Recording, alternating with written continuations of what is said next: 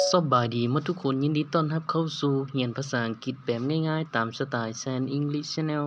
ซึ่งบทเรียนมื้อนี้ข้าพเจ้าจะมาสอนก็คือ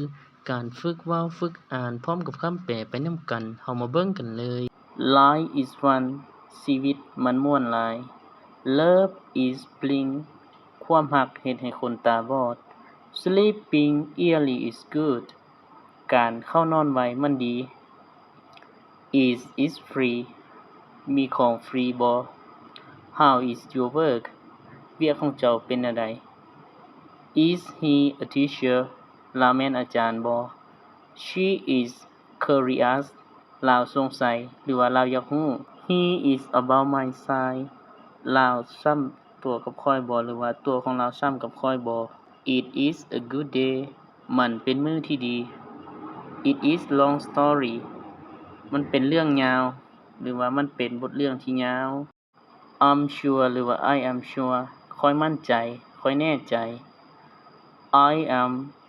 ready ข้อยพร้อมแล้ว I'm no longer a kid ข้อยบ่แม่นเด็กน้อยแล้วเด้อ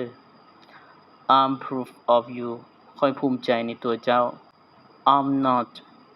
available ข้อยบ่ว่าง Am I wrong ข้อยผิดบ่ Am I good enough ข้อยดีพอบ่ Am I boring you ข้อยกำลังเฮ็ดให้เจ้าเบื่อบ่ Am I making sense ข้อยเว้าเข้าใจบ่ Am I late เป็นคำถามเนาะก็คือข้อยมาช้าบ่ Are you mad เจ้าอยากร้ายบ่ Are you insane เจ้าเป็นบ้าบ่ Are you upset เจ้าเสียใจบ่ Are you okay